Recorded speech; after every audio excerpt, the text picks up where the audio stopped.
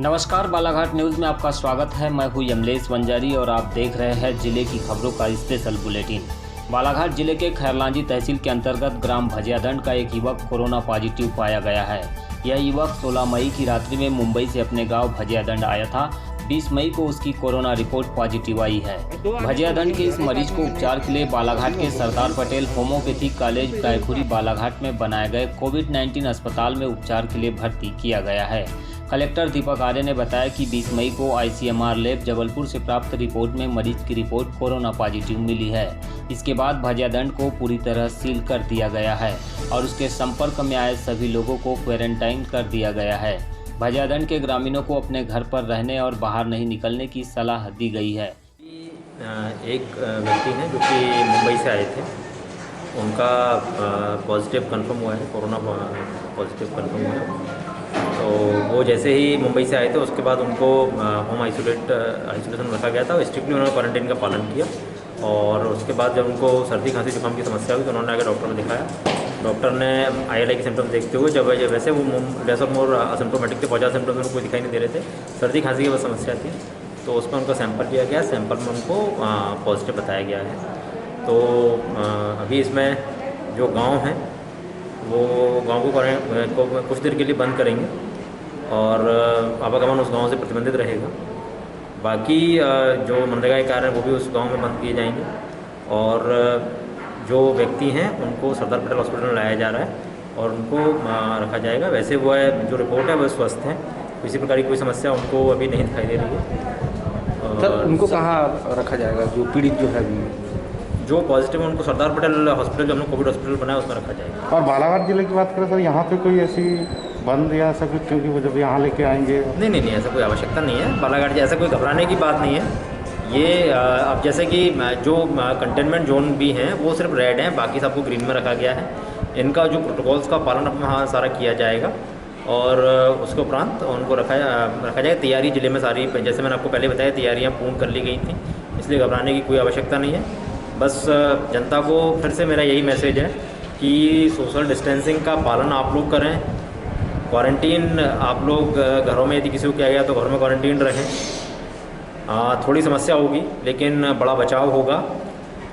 अनावश्यक रूप से घर से बाहर बिल्कुल भी ना निकलें, क्योंकि अभी तक हम लोग ग्रीन जोन में थे तो लोग थोड़े से लिबरली घूम रहे थे। मैं अनुरोध करूँगा कि आवश्यक कार्य जब हो तभी वो अपने घरों से बाहर निकलें, अन्यथा की दशा में अपने घरों पर ही रहें, अपने आप को सुरक्षित रखें, जिले को सुरक्षित रखें, समाज को सुरक्षित रखें। SDM ने बताया कि कोरोना पॉजिटिव पाया गया युवक अपने 7 अन्य मित्रों के साथ मुंबई से चला था और पिकअप वाहन से महाराष्ट्र के तिरोड़ा परसवाड़ा होते हुए वैनगंगा पुल से 16 मई की रात्रि में खैरी पहुंचा था। उसके 2 साथी बालाघाट जिले की सीमा में प्रवेश करने से पहले महाराष्ट्र में कहीं वाहन से उतर गए थे। इस प्रकार 5 लोग खैरी पहुंचे थे, लेकिन तिरोड़ा से खैरी आने वाली रोड को पहले ही बंद कर दिया गया था। इसके कारण इन लोगों ने अपने गांव के 3 लोगों को मोटरसाइकिल से लेने के लिए खैरी नाके तक आने कहा था। 3 मोटरसाइकिल से यह 5 लोग 16 मई की रात में भजियादंड पहुंचे थे। इनमें से 3 व्यक्ति भजियादंड के, एक मुरझड़ और एक व्यक्ति ग्राम अतरी का था। 17 मई को यह 5 लोग अपने घर पर ही रुके थे। 18 मई को भजियादंड के एक युवक का स्वास्थ्य खराब होने पर वह खैरलांजी के अस्पताल में उपचार कराने आया था, जिस पर कोरोना संदिग्ध होने के कारण उसे खैरलांजी अस्पताल में भर्ती करा दिया गया था और उसका सैंपल लेकर कोरोना टेस्ट के लिए जबलपुर भेज दिया गया था। 20 मई को भजियादंड के संदिग्ध मरीज की कोरोना रिपोर्ट पॉजिटिव आने पर उसे उपचार के लिए कोविड-19 अस्पताल बालाघाट में भर्ती किया गया। बताया गया कि कोरोना पॉजिटिव मरीज के परिवार के सभी सदस्यों को होम क्वारंटाइन में रहने कहा गया है और उस गाँव को पूरी तरह से सील कर दिया गया। कोरोना पॉजिटिव के परिवार के सभी सदस्यों का भी कोरोना टेस्ट कराने के लिए सैंपल जबलपुर भेजे जाएंगे। इसके साथ ही कोरोना मरीज के संपर्क में आए ग्राम भजियादंड, मुरझड़ एवं अतरी के सभी 4 लोगों एवं उन्हें मोटरसाइकिल से लेकर आने वाले 3 लोगों को क्वारंटाइन रहने कहा गया है। कोरोना पॉजिटिव का केस मिलने के बाद कलेक्टर ने जनता से अपील की है कि वह जिले में कोरोना संक्रमण फैलने से रोकने के लिए पूरी सावधानी व सतर्कता बरते, अनावश्यक घर से बाहर न निकले। बालाघाट जिला अब एक भी कोरोना पॉजिटिव नहीं होने के कारण ग्रीन जोन में था। लेकिन अब यह जिला ग्रीन से रेड जोन में तब्दील हो गया है। सभी कार्यालयों में कार्यरत शासकीय कर्मचारियों को निर्देशित किया गया है कि यदि वे या उनके परिजन जिले के बाहर से आने वाले किसी व्यक्ति के संपर्क में आए हैं तो इसकी सूचना अपने कार्यालय प्रमुख को दे, जिससे ऐसे व्यक्तियों को क्वारंटाइन में रखना सुनिश्चित किया जा सके। जिले में कोरोना संक्रमण की दस्तक के बाद बालाघाट पुलिस भी हरकत में आ गई है। पुलिस के द्वारा बुधवार को शाम होते ही शहर के प्रमुख चौक चौराहों पर सख्ती बरतते हुए बिना कारण घर से निकलने वालों पर कार्रवाई की गई। साथ ही ऐसे वाहन चालक जो शाम 7 बजे के बाद दिखाई दिए उन पर चालानी कार्यवाही करते हुए उन्हें अनावश्यक तौर पर बाहर नहीं निकलने के निर्देश दिए गए। हनुमान चौक में अजाक्स एसपी रश्मि डाबर सीएसपी केरगट्टा के नेतृत्व में ऑटो, 4 व्हीलर और 2 पहिया वाहन चालकों से सघन पूछताछ करते हुए कार्यवाही की गई। आज जो बालाघाट में पॉजिटिव केस आया है उसको लेके ये है कि आज जो सख्ती हो रही है, यदि जनता स्वयं जागरूक नहीं होती है और इसी प्रकार अगर चलता है तो जो सख्ती है उसको अगर बढ़ानी पड़ेगी तो वो भी पुलिस प्रशासन द्वारा की जाएगी। सर, डिस्ट्रिक्ट एडमिनिस्ट्रेटिव की ओर से कुछ नए निर्देश प्राप्त हुए, किस तरह से आप लोगों को काम करना है? अभी नहीं हुए हैं। अभी आगे वरिष्ठ अधिकारियों से जो मीटिंग होती है, निर्देश प्राप्त होते हैं तो अवगत करा दिया जाएगा।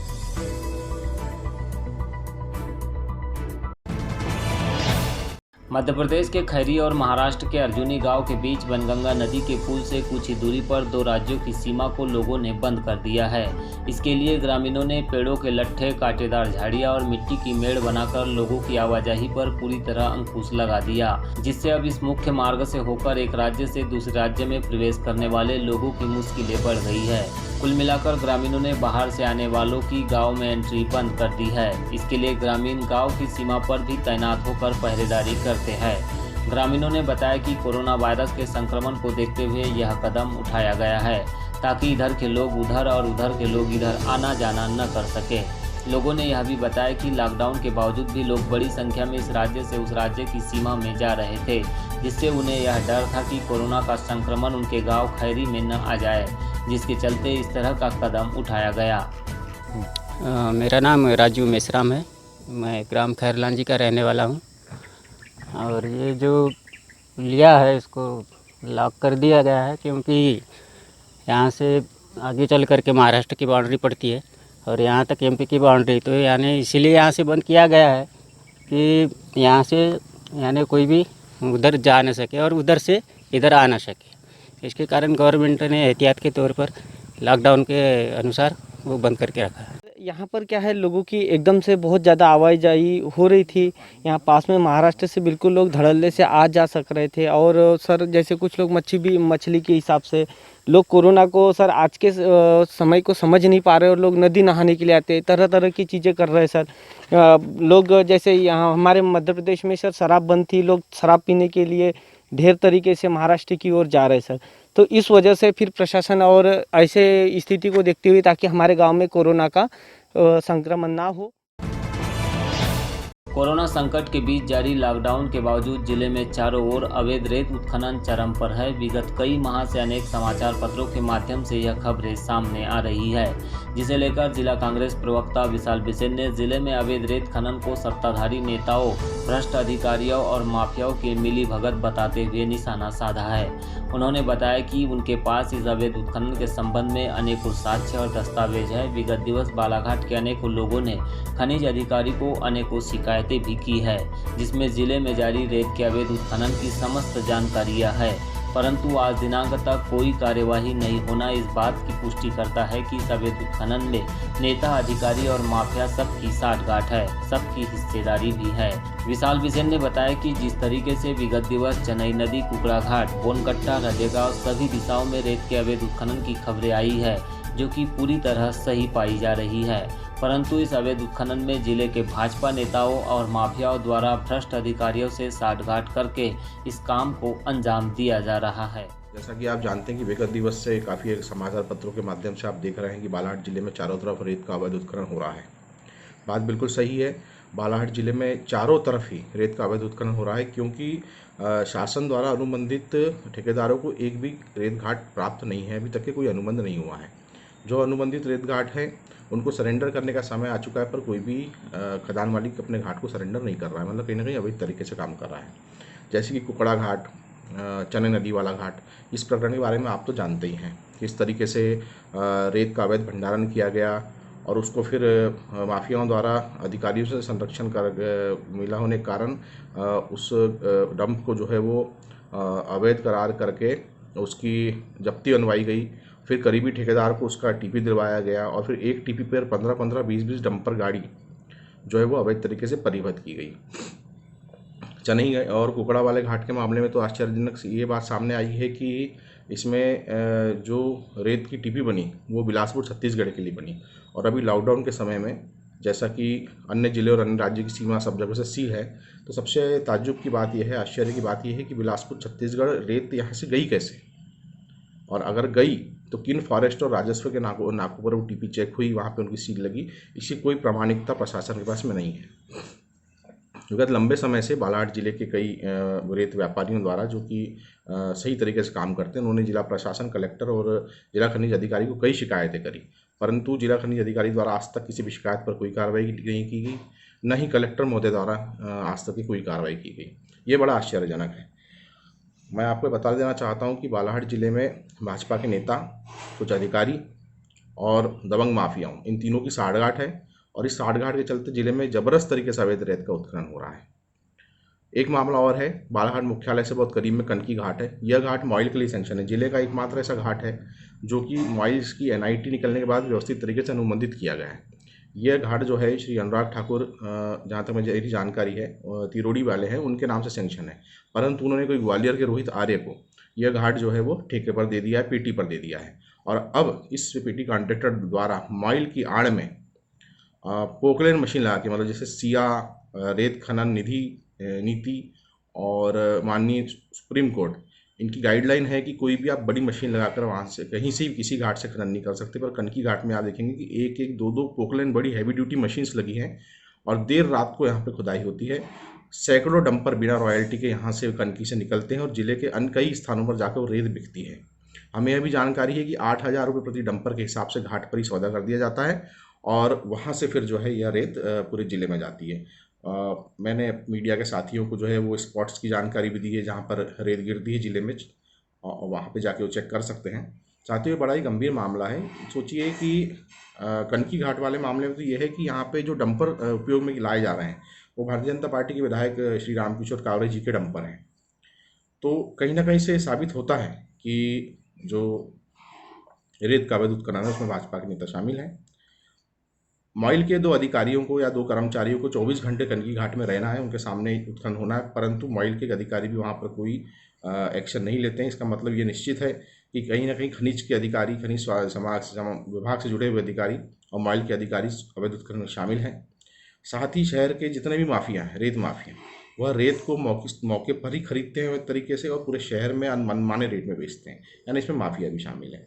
तो मैं आज आपके माध्यम से स्पष्ट कहना चाहूँगा कि बालाघाट जिले में जो रेत की अवैध तस्करी हो रही है उसमें नेता, अधिकारी, माफिया सभी शामिल हैं और शहर की जनता के साथ में बहुत अन्याय हो रहा है, उनके साथ गलत हो रहा है। या शहर के किसी मामूली व्यक्ति, आम आदमी को अपना घर बनाना है तो उसके लिए बहुत मुश्किल हो चुका है। ऐसे ही मैं आपको बता दूं कि रेत के मामले में जब कभी कोई गांव का किसान अगर एक हाथ ट्रैक्टर या बैलगाड़ी रेत अगर धोखे से आसपास की नदी या किसी घाट से ले आता है और वो पकड़ा जाता है, तो उस स्थिति में एक ट्रैक्टर या एक गाड़ी को छोड़ने का जो रेट है वो हर थाने का रेट फिक्स है।